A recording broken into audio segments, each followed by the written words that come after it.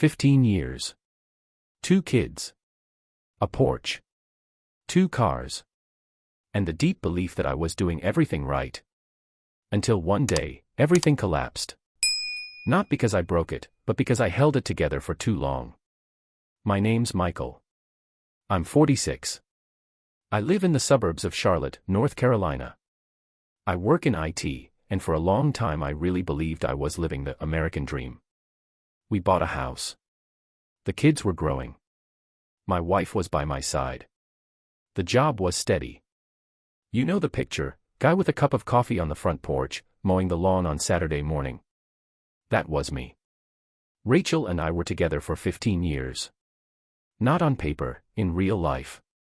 Through everything. I carried the load, the bills, the chores, the logistics. I didn't complain. Men are supposed to be the rock, right? We had 2 kids, Joshua and Maddie. 10 and 14. They adored their mom. Loved weekends with her. And me. I worked late nights to make sure they had camp trips, after-school activities, decent meals. We bought the house 4 years into our marriage. Mortgage, then refinancing, then the second car. Everything was going according to plan. Except, something between Rachel and me started collecting dust. The kind of dust you don't see at first. Until it's everywhere. It started with the little things. More exhaustion. Less talking. She stayed late at work more often, and okay, she's in marketing. Evening events, wine with clients, business trips, it made sense. And I trusted her. I really did. Then came the Tuesday girls' nights. Rachel laughed and called it their sacred tradition, wine, TV shows, girl talk. I believed her. Because I didn't want not to. But then the calls started. I'd ring her after putting the kids to bed. Just to say goodnight. And she wouldn't pick up. Later she'd text, "Oh, sorry, it was noisy, I didn't hear it." Or, "Left my phone in my bag." Or, "Battery died." It all sounded reasonable, if it didn't keep happening over and over. The intimacy between us began to fade. Then it vanished completely. I started asking questions. Carefully. No accusations. Is everything okay? We haven't had time together lately. Maybe dinner out, like we used to. She smiled. Kissed my cheek. Looked away. It's just a rough patch, Mike. I need a little space. That space started stretching. Like a crack in the foundation. And I kept pouring cement into it, patience, love, hope. Tried being soft. Then firm. Then soft again. Then one day, she just started texting right in front of me. Laughing at her screen.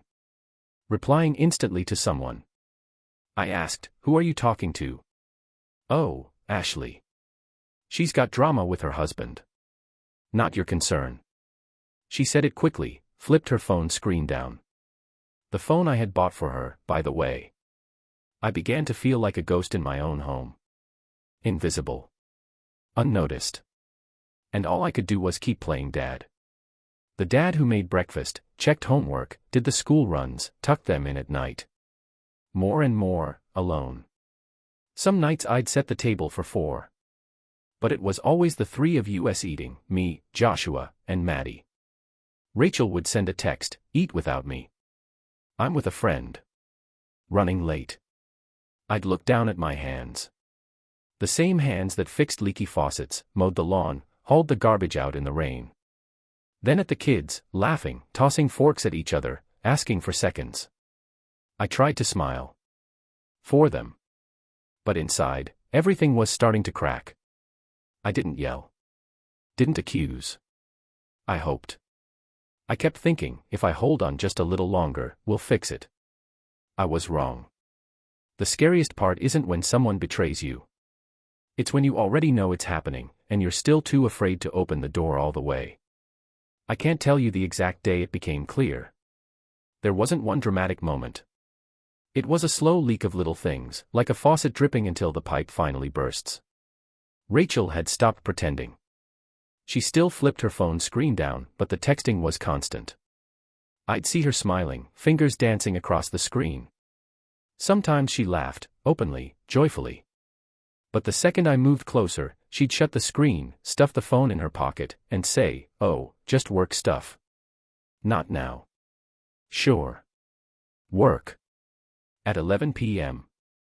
With memes. One night we were watching a movie with the kids. Rachel sat beside me, scrolling. I reached for the popcorn and, out of the corner of my eye, caught the name on a message pop up, Brett. I froze. Who the hell was Brett? She had no coworker or friend by that name. I kept calm. Who's Brett? She didn't blink. Oh, he's in the design department. We're on a new project together. He's a funny guy. A funny guy in your phone late at night, with emojis and giggles. I wanted to ask more. But I didn't. Because suddenly, I realized, I didn't want to know. Yeah. I didn't want to know. Because once you know, it's over. As long as you don't know for sure, you can still pretend. Pretend to be a dad. A husband. Pretend you're still a family. But kids aren't dumb. Maddie asked me one night, "Dad, why doesn't Mom eat dinner with us anymore?" She's just really busy, sweetheart. How come she doesn't laugh like she used to? And that's when it hit me. They felt the crack too. And they were standing right in the middle of it. The next few weeks were emotional torture. Rachel came home later and later. Sometimes close to sunrise. I asked her, "Where were you?" "At Jessica's." We got caught up talking. "Why didn't you answer your phone?" "I left it in the car." "Sorry." One night, I just drove to Jessica's. The house was dark. Gate closed. Not a single car in the driveway. I drove back home, parked in front of the house, and just sat there in silence. Gripping the steering wheel so tightly my knuckles went white. I knew. I knew everything. But without proof, it was still just suspicion. And I didn't want to be that crazy guy who accuses his wife with no evidence. I was still trying to keep face. Still trying, like a damn fool, to pull this marriage back from the edge. We kept eating dinner as a trio more and more. Joshua stopped even asking where Mom was. He just quietly put the fourth plate back in the cupboard. Maddie barely touched her food, just pushed it around with her fork. I made jokes. Tried to make them smile. Cooked my famous meat boats like we used to. But inside, I was burning out. And Rachel. She was, somewhere. With someone. One night, I heard her talking in the bathroom. Low voice. Giggly. Like a teenager. I walked to the door and leaned in. "You're such an idiot, Brett. I can't with you." Then a pause. And then, soft. So soft I almost missed it. "Yeah. I do too." It felt like a punch to the chest. I staggered back like I'd been hit. My heart was pounding like an old water pump. I walked to the kitchen, poured a bourbon, and stepped out onto the porch. The swing on the lawn was swaying in the night breeze. I stared at it like it held answers. I didn't know what to do. But I knew the end was close. I was tired. Not just in my bones, in my soul. Every day, I walked through the house like a ghost. Made breakfast. Packed lunches. Cut the lawn. Paid the bills. And every night, I came home to a place where my wife had already left, even if her body was still there. But what came next was worse. Much worse. Some moments don't just change your life. They burn everything you built to the ground and leave behind nothing but ashes and truth. Everything snapped that evening. And the worst part? It started like any normal night. I came home early. Cooked honey mustard chicken. Rachel used to love that. Joshua was building something with Legos. Maddie was doodling on the kitchen table with markers. I'd have to scrub that off later, but at least she was busy. We set the table for 4. I sent Rachel a message, "Dinner's ready. We're waiting." No reply. 15 minutes passed. Then 30. 8 o'clock. "Dad, are we eating without Mom?" I nodded. "She's probably just running late." So we ate. Just the three of us. Again. After dinner, the kids went upstairs, homework and cartoons. I stepped out to the porch and sat in the old rocking chair. A glass of bourbon in my hand. Nothing in my eyes. I wasn't angry. I was hollow. Then headlights lit up the street. The clock read 9:47. It was her car. I stood. Took a few steps forward. But she didn't get out. She parked at the curb. Engine still running. I walked closer, and stopped dead. Rachel was in the driver's seat. Phone to her ear. A big smile on her face. She was laughing. Loud. Carefree. About something funny. Something that had nothing to do with me. And something inside me just snapped. Not a click. A deep internal crack, like thick glass under pressure. All the anger I'd buried for months, the loneliness, the humiliation, the helplessness, it all rose at once like a wave I couldn't hold back anymore. I turned around. Walked into the garage.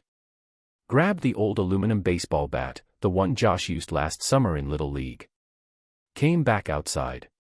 Calm. Quiet. Walked up to the car. She hadn't even seen me yet. Still laughing into her phone. Staring straight ahead like no one was home. I took a breath. And brought the bat down hard on the driver's side mirror. It snapped off like a cheap toy. She jumped out of the car, face frozen in shock, eyes wide and terrified. "What the hell is wrong with you? Are you crazy?" I didn't answer. Second hit, across the windshield. A web of cracks bloomed instantly. Third hit, front headlight. It burst, then died. "Michael, stop. It's my car. I paid for it. I'll do whatever the hell I want with it." I circled around. Window after window. Glass flying like hail.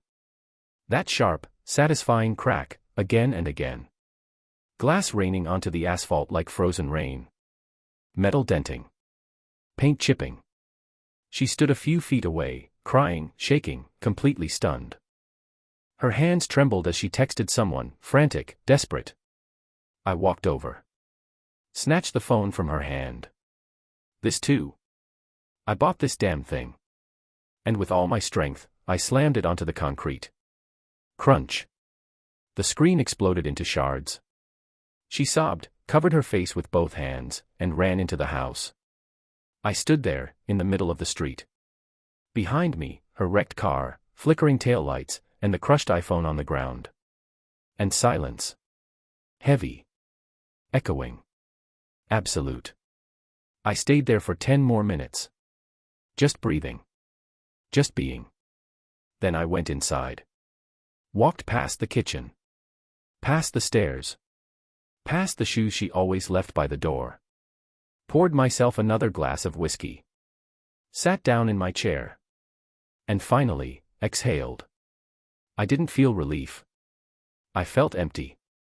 Everything I'd been holding back, all the rage, the pain, was finally out. But she was already gone.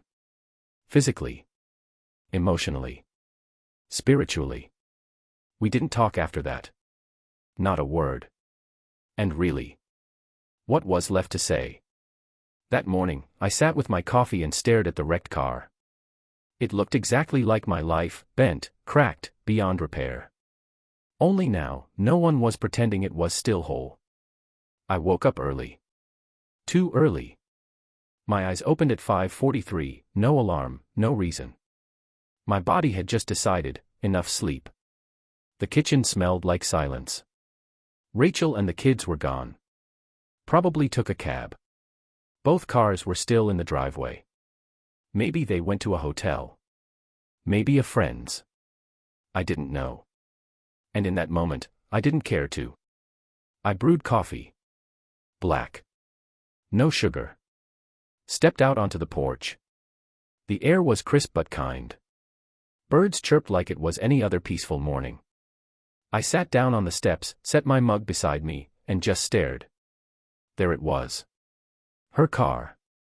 Or what was left of it. Shattered windows.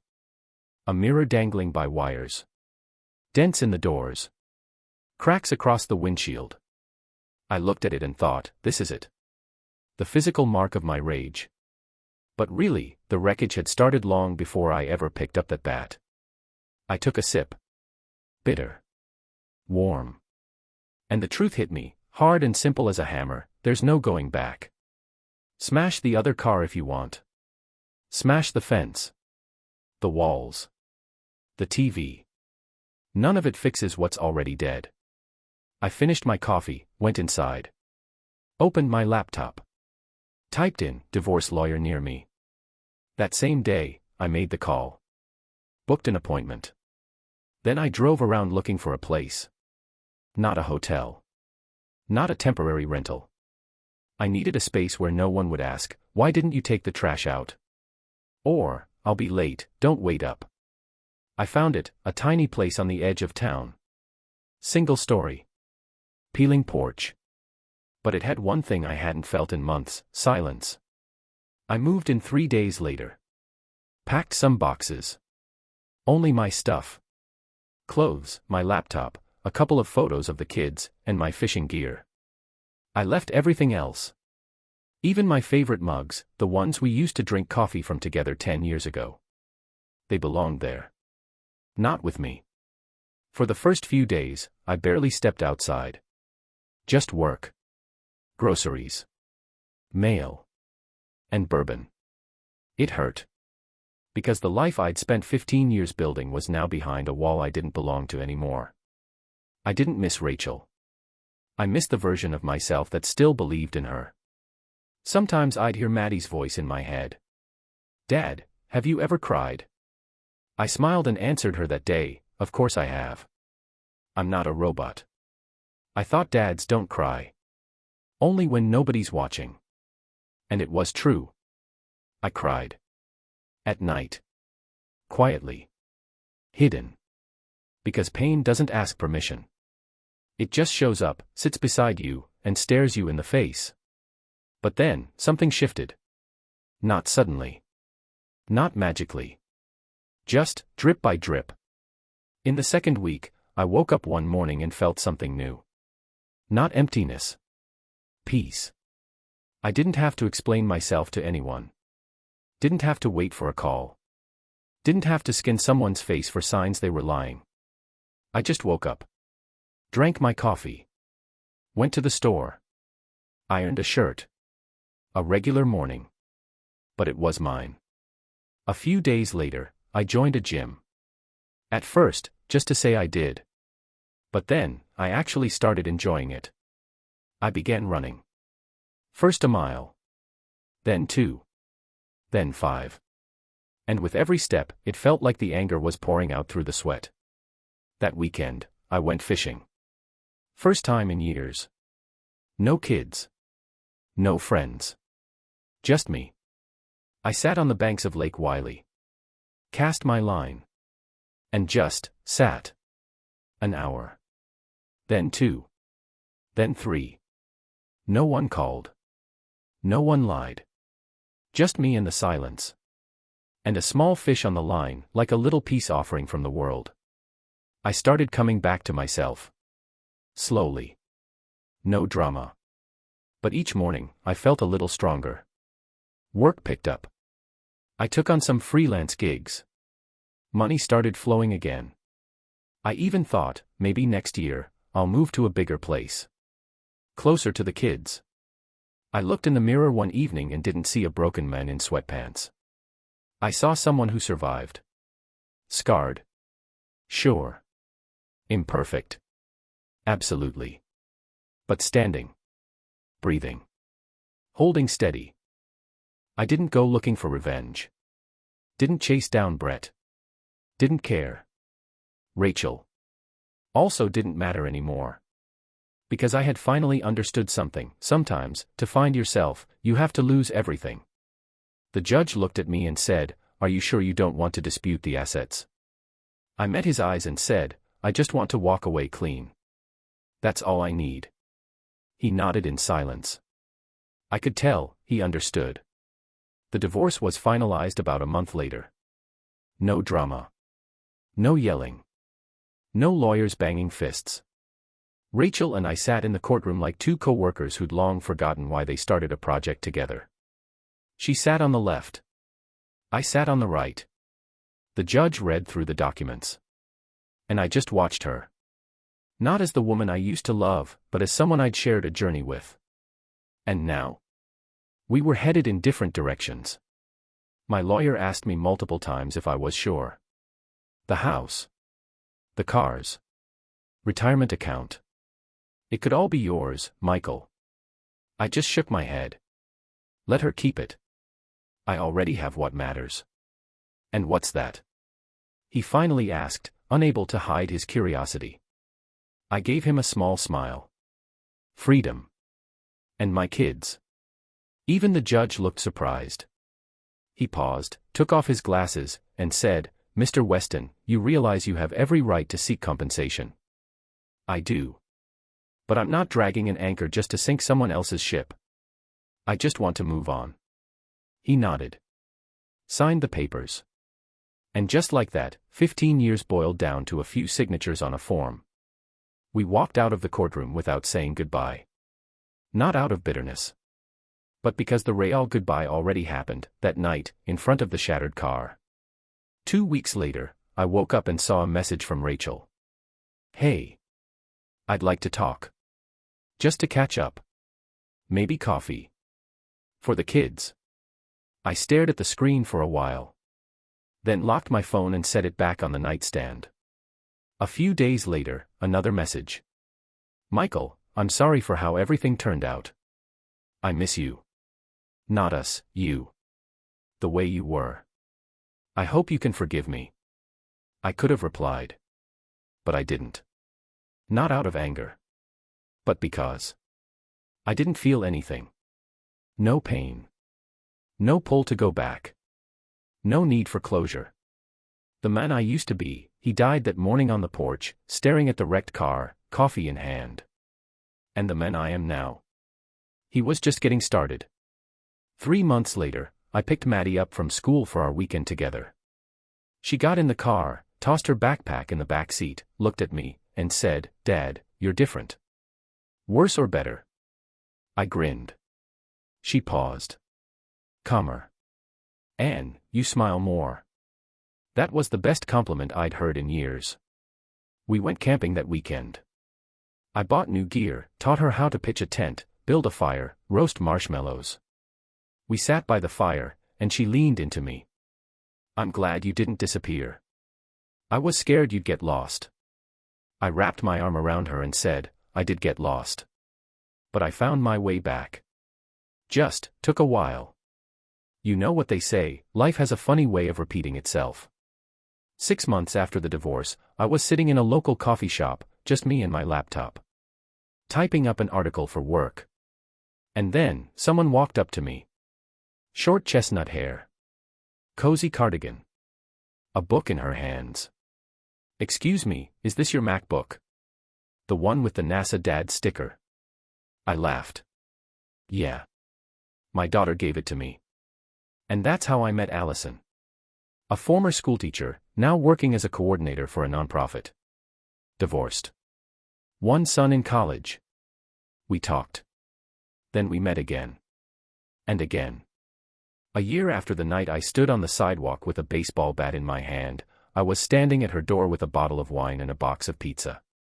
She opened the door, smiled, and I realized something. Sometimes, you have to walk through fire to find warmth. Not the kind that burns. But the kind that heals. These days, I live differently. I don't control. I don't fix. I don't force. I just exist. And you know what? That's enough. I have lunch with the kids every week. Allison and I travel. Watch movies. Play board games. I've learned how to laugh again, not because I have to. But because I want to. And one evening, just before Christmas, I brewed a fresh cup of coffee, stepped out onto the porch, breathed in the cold air, and it hit me. This isn't the end of the story. It's the beginning of the real one.